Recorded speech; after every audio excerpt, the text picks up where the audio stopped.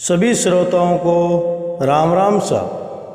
श्रोताओं, आज का यह वीडियो बहुत ही ज्ञानवर्धक है। इस वीडियो के माध्यम से बताया गया है कि कर्म का लेख कभी नहीं मिटता।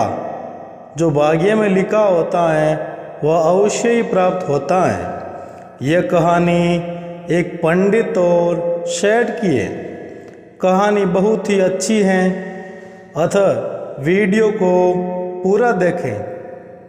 श्रोताओं, किसी गांव में नारायण नाम का एक पंडित रहता था। उनका एक घनिष्ठ मित्र मोहन भी उन्हीं के साथ रहकर खेती का काम किया करता था।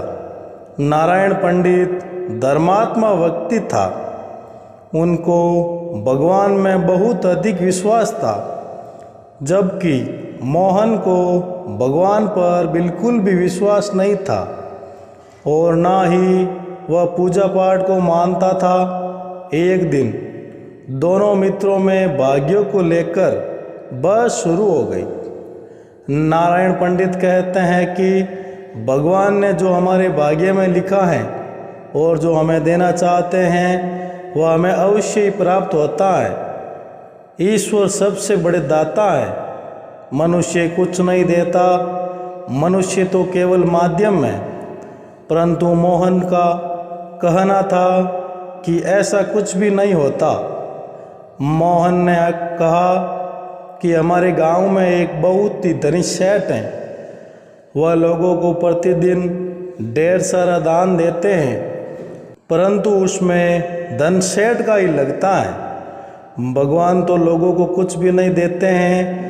इसी तरह दोनों में बहस बढ़ती गई, परंतु जब बहस का कोई निष्कर्ष नहीं निकला तो मोहन ने कहा, चलो सेठ के पास चलते हैं। अब इस बात का निर्णय वही करेंगे कि देने वाले वह है या भगवान। पंडित और उनका मित्र दोनों सेठ के पास पहुँचे। तब नारायण पंडित ने सेठ से कहा कि लोग आपको दानी कहते हैं, परंतु आप कुछ नहीं देते। आप तो केवल एक माध्यम है।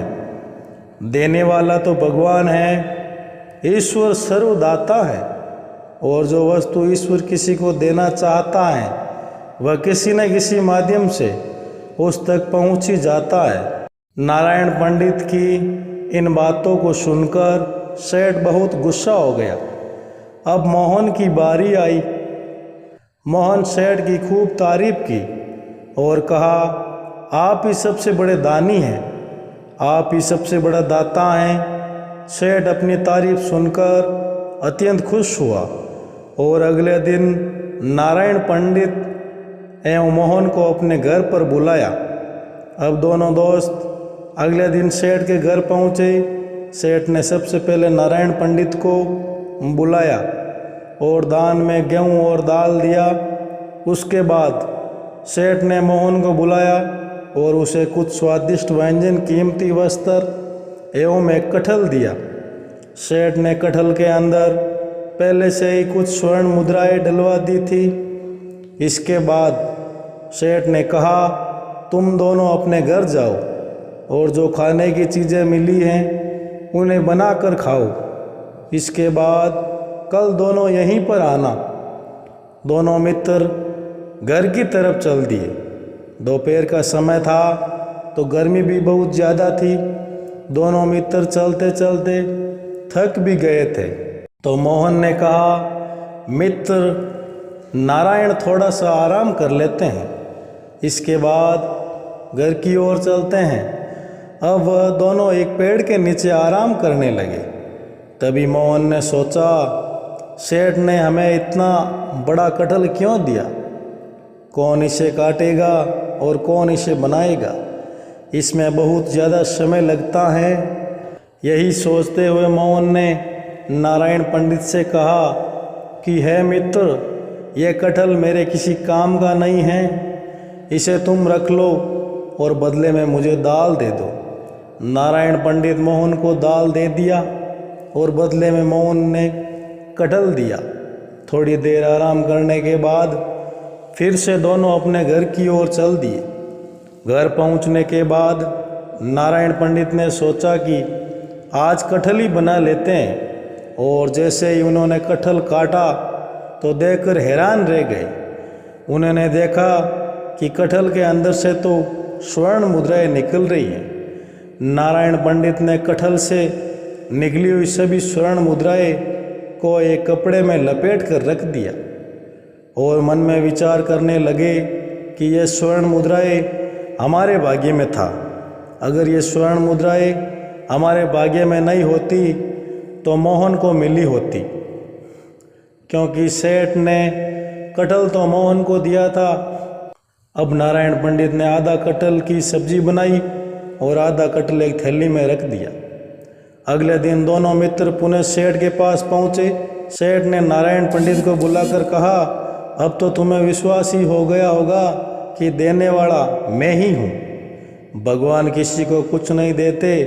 तो नारायण पंडित ने अपनी थैली से कटहल का आधा हिस्सा निकालते हुए सेठ से कहा, सेठ जी, देने वाले तो भगवान ही है, आप तो केवल एक माध्यम हैं। सेठ जी भी नारायण पंडित के हाथ में कटहल देखकर समझ गए हैं कि नारायण पंडित सत्य ही कह रहे थे कि ईश्वर ने जिसके भाग्य में जो लिखा है वह चीज़ें उन तक पहुंच ही जाती हैं। मैंने तो स्वर्ण मुद्राएं मोहन को दिया था, परंतु वह स्वर्ण मुद्राएं नारायण पंडित के पास पहुंच गई। इसका मतलब तो यही हुआ कि स्वर्ण मुद्राएं मोहन के भाग्य में नहीं थी, अन्यथा मोहन कटहल को नारायण पंडित को न दिया होता।